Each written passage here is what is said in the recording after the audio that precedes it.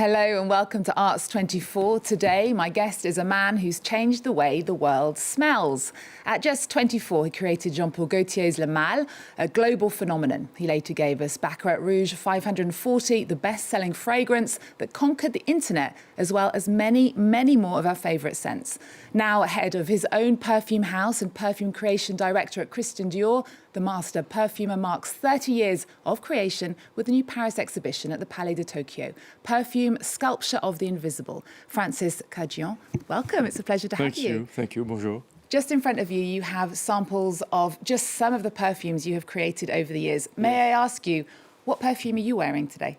I'm not wearing perfume. You don't? It's a day off, and I'm not wearing any perfume because I don't like wearing perfume myself. You don't ever wear it? I wear them when I work on a perfume. Otherwise, if it's a day off, totally a day off, vacation, I don't wear anything. Okay, it's interesting. You've been creating scent for more than 3 decades. How did it all start? Oh, first of all, it's a vocation. So it started, I was 14 years old. I saw a movie, Le Sauvage, on French television. And I read an article about perfume making. And then I went to perfumery school at age 20. I stayed there for 2 years. And then by luck, chance, whatever, I met the general manager of Jean-PaulGaultier.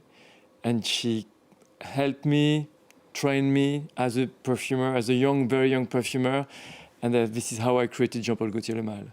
Well, that is one of the focuses of the exhibition. You were only 24 at the time, and that perfume really did change your life. Yes, totally. Le Mâle is one of the best-selling men's fragrances in history. What do you remember about that time then in 1995? What was the brief that you got? I was in an urge to create because I didn't want to wait 10 more years, because usually you need 10 years for training. And the smell was very specific because it was about smelling lavender and something very sensual as a background with like a nice sweat after a bain minuit. Okay. A midnight bath. So I still remember it, yeah. And 30 years on, that perfume is a new phenomenon again today. Yes, I know, and I don't know really why, because there is it's going back on track. I think it's quite interesting to see what's happening now, like a new classic. But I always thought that it was important always to infuse classicism in perfume. Always, always, always.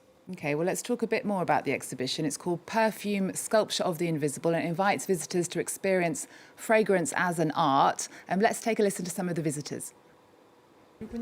I knew Francis Kurkdjian, but I didn't know all the works he had created with other artists he admired.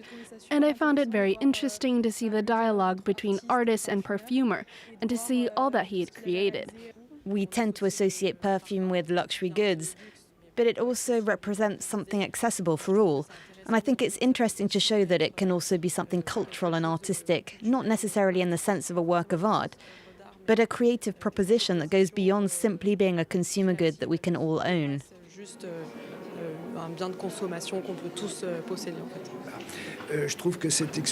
I find this exhibition very accurate in that it reflects a personality,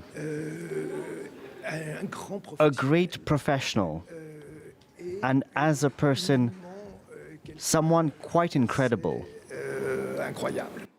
Someone quite incredible, incroyable. You heard their visitors link perfume to art, but how do you put on an exhibition of something that's invisible, something you cannot see? Oh, you can see it. First of all, we disclose formulas, so people can have a look at what a formula looks like.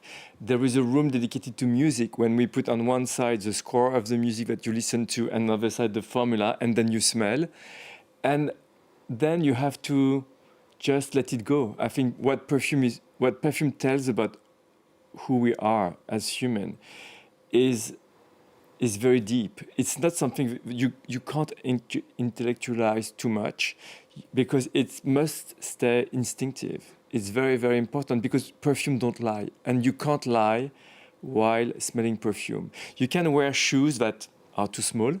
You can pretend they don't hurt, but you can't wear a perfume that doesn't smell good on you, because it's something that it's more than what you can handle, in a way. I remember that time when Le Mâle came out. We could all recognise each other's perfumes. They were all very distinctive. Yes. Since you started, though, how has our relationship with perfume changed over the years? First of all, we have seen for the past 4 or 5 years that the younger generation, the famous Gen Z, is very much into perfume. It's phenomenal on TikTok, for example. Well, there's actually something called Perfume Talk that I learned about recently. Perfume Talk, there are perfume experts, there are so many new things. I was scared 10 years ago about when the world started to be digital. I was scared because it's very hard to communicate with perfume when the world is digital. And all of a sudden, that young generation was able to empower, basically, the phenomenon. And it's really, really important because it drives the creativity. And I'm really keen on that. Really keen. Well, that brings us to one of your most famous of recent years' perfumes, Baccarat Rouge 540. Yes. It has exploded to pop culture fame. It's a TikTok phenomenon. I think it's had millions of views and countless imitations as well. It's worn by NBA and NFL players, Olivia Rodrigo, Casey Musgrave. It's referenced in a rap song, Smell the Venom, like Baccarat, says Meek Mill. And it's even featured on Emily in Paris. Yes, and we didn't pay for it. It was featured without us doing anything. Yeah, it's totally crazy. What is the secret of this perfume's power? I think the secret is about being genuine. I think the secret is about providing quality perfume. It's about the quality. It's about being who you are. I think this is today what I would believe is being cool in a way. It's about staying true to the craft. I think this is very important. And this is what I wanted to show in the exhibit is the idea that I'm just here.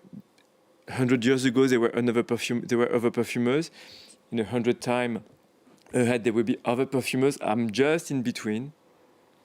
And I'm just trying to do my best to serve my art. I think this is what drives me in the morning. And you have explored every side of perfumery, from haute couture to everyday classics. You worked in New York in the mid-90s. You created, most people will know it, Elizabeth Arden's green tea. Yes, that's right. And even a Lynx body spray. Yes, totally. Fragrances that have reached millions, billions probably by now around the world. You've said that perfume should tell a story. When you begin creating, what's the starting point then? Is it an image, a place, a feeling? It's whatever can be translated into a scent. We're here in Issy-les-Moulineaux. I took the RER. That could be the starting point of a fragrance journey. You just have to find the right images, the right words that help you to translate the wording and the images into a scent. And you founded your own perfume house in 2009. Yes. Since 2021, though, you've been at Dior, a house that has incredible heritage, of course. Miss Dior, Eau Sauvage, J'adore, just some of the perfumes you've worked on. What does it mean to carry on that legacy while still keeping your own creative voice? First of all, I'm very proud.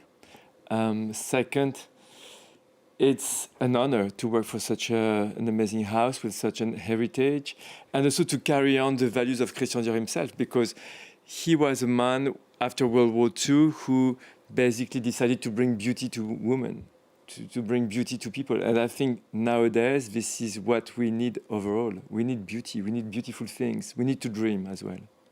And the perfumes are often very bold, just like Christian Dior was. And bold is very important to me, because a bold perfume is a signal of quality, because perfume needs to be recognized. You know, it's like music. Music is invisible, like perfume. But what you remember in the music, the melody you remember, is because it basically strokes your brain. A perfume works the same. Perfume is invisible, but what you remember is a perfume that has a signature. So you need both things. Tell us then about some of your scent memories, something from childhood, maybe. Childhood memories, mimosa flower with my grandmother in January, February. The smell of the sand, warm sand by the beach on the Atlantic. And also banana and cinnamon. Banana, cinnamon and sugar. We must also talk about the fact that fragrance, it's big business. It is big business. It's one of the most important money makers for fashion brands. Most people can afford a bottle of perfume. They can't necessarily afford a handbag, a Dior handbag, for example. It's much more accessible. I think it's worth something like the global perfume market, 12 billion euros. Okay, maybe. Something more than that. I have a duo with Marc Chaya, my business partner. I'm not the one. You're not the money man. I'm not. I have a vision about the money, but I'm not the money man.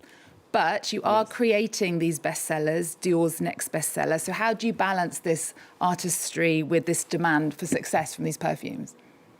Again, you have to think about the people.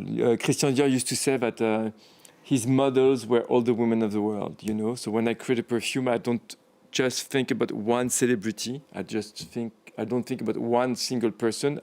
I try to think universal. I try to please people. My job is like cooking, you know? When you cook for other people most of the time. So you do it with love. And I think what is important is to create with the idea of pleasing people, making them happy, feeling them happy. And what's a perfume that you're working on at the moment? I'm working on 20... 20? I'm working on 2027, sorry. Oh, right, okay. Year. I have about 7-8 different perfumes on my desk right now, on both maisons. Okay. And when they'll be coming out in 2027? 2027 now, yes. Okay. Well, just nearly out of time. I wanted to ask you, I know Paris is very central to your work, to your life, to your creation. If you could create a perfume for Paris itself, what usually I say would no. it have? Usually I say no to create perfumes linked to cities because it's more than just scent that captures the spirit of the city. It's just more that. But what is very distinctive about Paris, maybe the bakeries. Bakeries are very distinctive to Paris. In the morning, around 5-6 a.m., I'm an early bird, and I can tell you that in the morning, the smell of the bakery in Paris, this is very Paris. Okay, Francis, it's been a pleasure to have you on the Merci show. beaucoup. Thank you so much. Perfume Sculpture of the Invisible is on now at the Palais de Tokyo in Paris, running until the 23rd of November. Thank you so much for watching. See you next time. We're going to leave you with images from the show.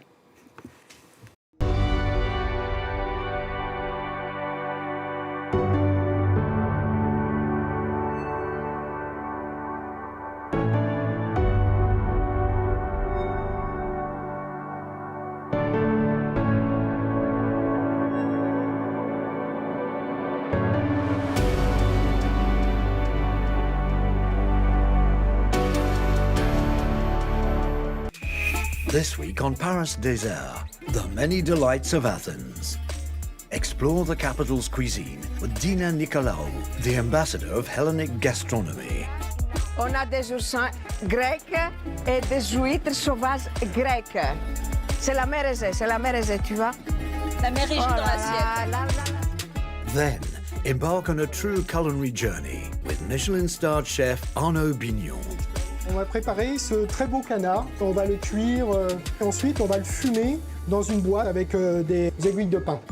Pastry chef Stelios Paliaros tells us about his revolutionary approach to Greek desserts. Valérie Fayolle takes you to Greece in Paris Désert on France 24. Wow! Ella, bravo!